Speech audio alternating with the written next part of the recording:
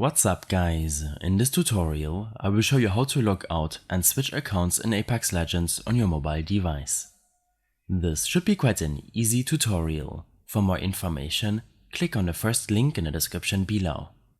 While playing Apex Legends, navigate to your in-game settings.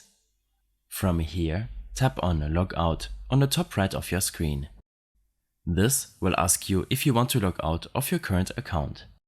Simply select OK, and then it will take a few seconds for the login video and loading to take place. When all of this is done, you can sign in with your Apple ID, play as a guest user, and when selecting more, you can choose to log in with your Facebook or EA account. If you played as a guest user before and you're logging in with another account now, then you should be prepared to lose your game progress. I'd suggest logging in with an account where you haven't played Apex Legends with to link your current guest account progress to that account. You can then switch from one account to the other without losing your progress.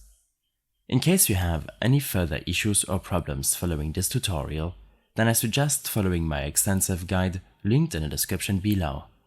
I hope this helped you out. Leave a comment if you have any questions and see you in the next one.